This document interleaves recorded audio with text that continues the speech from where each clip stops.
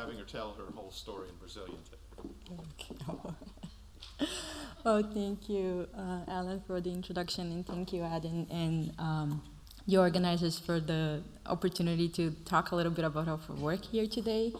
So yesterday we talked a lot about immune interactions, right, between particularly dengue and Zika, and how that impacts pathogenesis, how that impacts transmission dynamics. But one thing that became evident pretty quickly when Zika was introduced in these dengue endemic areas was that we're going to have an issue with diagnostic, right? And this is because these viruses are very similar to one another, and we know that. And it's not that before was easy to serologically differentiate the dengue serotypes. It was already challenging. And then you throw another virus that is very similar, so do you increase the issue even more? And there has been, since then, a great effort from the field to try to come up with a good serological diagnostic tool to differentiate between dengue and Zika virus infections from many groups, like here, our group included. And you can think that this idea of trying to use seroantibodies as a source of biomarkers is not something new. It's been in the field for a long time. Well, when you think about a person that has had dengue before and then encounters a Zika infection, then that person will have antibodies that will bind to dengue only or to Zika only, or cross-reactive antibodies, and then you throw into the mix that these antibodies can bind to different antigens. So when you think about diagnostic, you are faced with so what is the best target? Should I focus on the envelope? Should I focus on NS1? And what we were asking at that time is, how can we actually discover these biomarkers in an unbiased fashion? So from a diagnostic point of view, I don't care if that antibody is binding to NS1 envelope or each part of the envelope. I care that they can differentiate between these two infections, and I can tell a patient, so you had dengue or you had Zika. So one way to deal with that that we use was through the use of this technology that we call Epitope Surrogate. This is not something new. This is something that has been there for a while and has been used for other diseases, like to differentiate active and latent TB infections, to differentiate between like HIV serostatus. So I'll be talking specifically about the third generation of this technology that we call PICOs. And PICOs stand for peptide-inspired, conformationally constrained oligomers. And every time that I say that, people kind of, okay, what's she going to talk about? But bear with me. It's very simple, and it's a very cool technology. And what that is just this synthetic, non-natural oligomers that you can hook on a microbead, and you can use that to fish out antibodies that are specific for a particular disease or disease state. And these beads, the whole method to do that's quite simple. So you need to have antibodies from control patients, and you label these antibodies. Here I have in the cartoon label in green, and then antibodies for your patients of interest that I have here labeled in red. And you're going to mix that with your libraries. And then you're going to run your flow cytometry, and you're going to gate on in our case, the red population of interest in there, and you're going to sort that out and decode what is in there. So pretty simple. So now, let me tell you the details of that so you understand when I start talking a little bit about the data. So again, these are molecules that they're built using combinatorial chemistry, and I'm not a chemist, so I'm not going to go into the details of that. But what they are is like these building blocks. They are created like random shapes, and they mimic the epitope good enough for the antibodies to bind to it. And a couple of things are important in that molecule. The first one here is that you can hook that molecule in these tentagel beads, and that allows to do high throughput screening using flow cytometry to fish out these beads.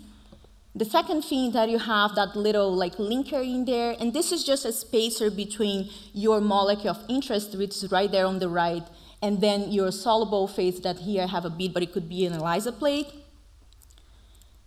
And when I refer to that in the cartoon, I have only one per bead, but what we actually have is what we call an OBOC, or one bead, one compound library. So you have multiple copies of that bead in a single, of that molecule in a single bead. Now, the last bit of that is that in each one of these picos, they can feature chemical diversity at 6 positions. So I can have a color code here, R1 to R6. So for example, my position R1 and R5, I have chloroacids. But when my position R1, I can have 2 distinct chloroacids, and position R5, I can have 7 distinct chloroacids. But what I want you to take away from that is that in the end, what we are screening is a library of over 500,000 unique compounds. And the final piece that I need you to know is that you can DNA encode those tags. So each one of these picos, they have a DNA encode tag, and that encoding tag encompasses 8 structures. So the very first 6 is actually encoding that chemical structure that I talked about, and the second and the last 2, they're encoded. They are giving a barcode to the bead, and what that allows us is to use next generation sequencing to actually decode what is the chemical structure that is in that bead when you're fishing that out, when you're sorting that out. All right, so knowing that, what we did, our focus was in trying to find a Zika marker that could differentiate between people that could be used in people that had dengue before. And you could tell me that that person had Zika. So we started with a Zika screening. So we label our naive patients with green dye in there, and then our Zika-infected patients with a red dye. We mix with our beads, and then we run to flow cytometry, we gate it in our Zika-positive beads, collect it out, and deep sequence that. So here's how many patients we have per pools, 2 technical replicates, so 60 runs against the library, so you do multiple runs. But we also wanted to remove what was cross-reactive with dengue. So we performed with the same library also a dengue screen. And for the dengue screen, we used matched sera.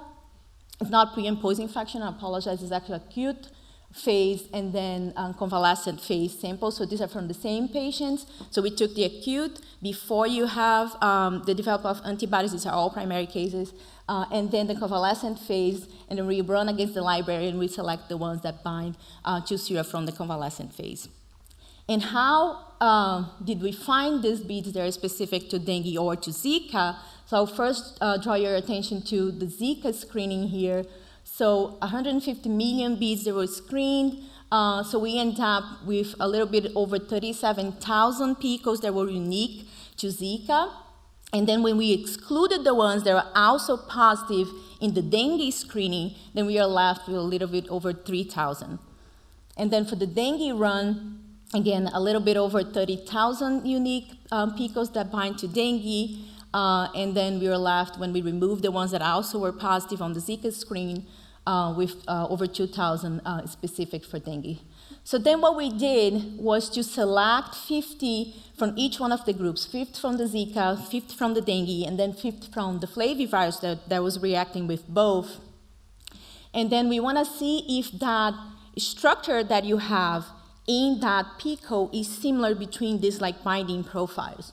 So here in the heat map, the blue, the more like dark blue you have is more identical structures. So 5 means that that pico had 5 out of 6 structures, chemical structures that are similar, and the more red, the more dissimilar.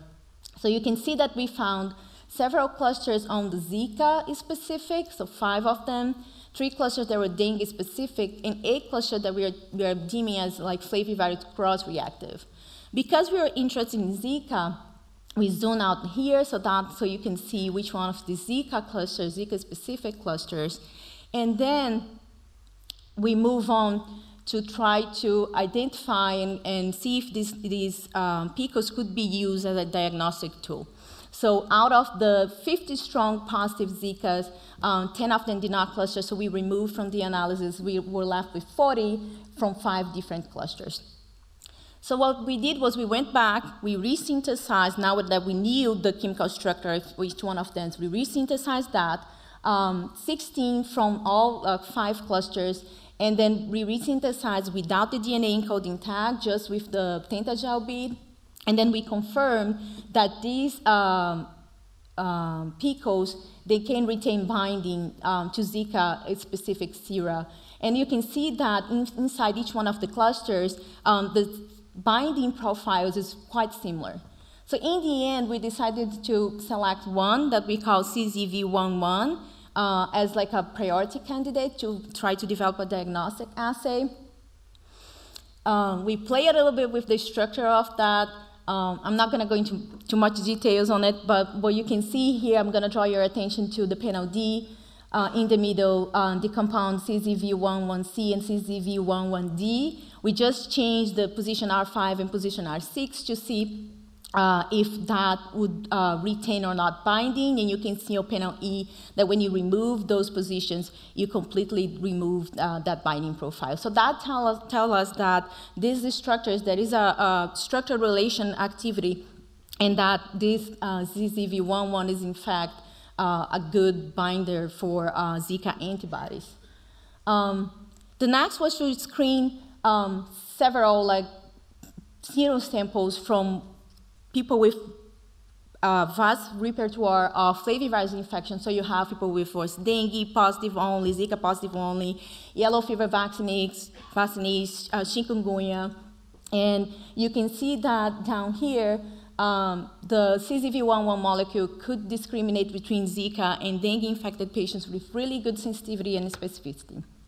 Now, this is the flow-based assay format, and right now we are working on translating that into an ELISA-based format to be used in serosurveys and to be more readable, more readily used in public health laboratories for diagnostic. Now, the other beauty of this technology is that we started without knowing what that was binding to, right? So we just know that it's fishing out antibodies that bind specifically to Zika, but not to dengue.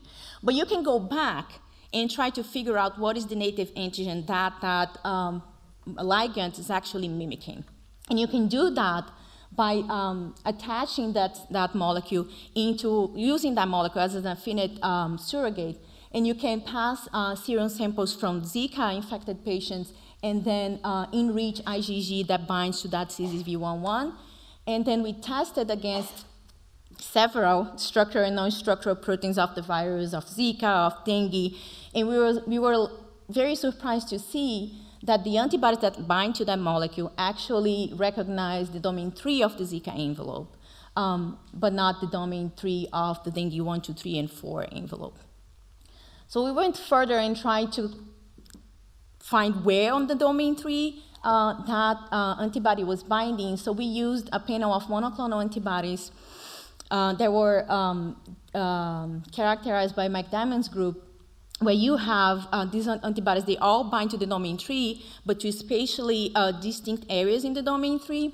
And we run some competition experiments, and you can see here that our anti-CZV11 IgG competes with monoclonal antibodies ZV48 and ZV67. We also did some reverse blocking experiments and ended up finding that it actually really competes with ZV48, which is interesting because that monoclonal actually binds to the CC prime loop on the domain 3. And it is a monoclonal antibody that is known to also neutralize Zika virus. So the next question that we had was, okay, so can these IgGs that bind to CZV1 also have a neutralization function? And here I have testing against the Brazilian strain, the PE243 on your left, and then the French Polynesian strain on your right. And you can see that IgG against CZV11 actually neutralizes the virus. It neutralizes better the Brazilian strain than the French Polynesian strain, but it neutralizes with a potency that's quite similar, at least the Brazilian strain, to the monoclonal antibodies. And the last piece of that was some molecular dynamic simulation. So we did some docking experiments, and we saw that CZV1 actually binds with high affinity to that monoclonal antibody. So on the top panel, you have the monoclonal ZV48 binding to CZV1. And then the bottom panel, you have the same monoclonal binding to the domain tree of the envelope. And by molecular dynamics, you can see that it's kind of highlighted in the middle panel in red, that they share a lot of common interactions when you have the binding of that molecule and you compare with the binding of the monoclonal to the envelope domain. So hopefully the summary, the take-home messages here is that we use this combinatorial library to try to find a ligand that could discriminate between dengue and Zika virus infection, and we were able to find that one that we are calling CZV1 that binds specifically to IgG in the serum of Zika immune patients, but not dengue immune patients. It has very good sensitivity and specificity. We acknowledge that we need to work better on the sensitivity of the assay, and we are working on that using like other CZVs from that same cluster to try to do like a PICOS assay. We were very surprised to see that these epitopes, they actually mimic the domain 3, and they can correlate with antibody function, so they can neutralize the virus. And this is something that we are currently testing, is like if this CZV1 has neutralization hypotheses, can we use that as a vaccine immunogen? So we actually have this experiment running right now. We immunize mice to see if we can have a response against that PICOS. And lastly, I wanted to highlight really the broad application of this approach. You really, to quote John Burke on that, you don't need to know the pathogen, you don't need to know the structure. As long as you have the right set of samples, you can try to fish out, and you can use that. We have been using for all of these conditions that we have listed there, but you can use that to try to find, for example, a correlate of protection for dengue or different dengue serotypes. As long as you have the right set of samples, you can try and screen these libraries. And the last part is like for this work, we actually use the third generation of the library. That allows for like a little bit over 500,000 different molecules, but we are already in the fourth generation of the library, and you can have over 2 million different molecules and in a very stable like shape that can be also used. So it's a very powerful technology that we're hoping others can also use and take advantage of it. So just to acknowledge the team at University of Pittsburgh and also at UF Scripps, and thank our funders and people at Fiocruz for the samples.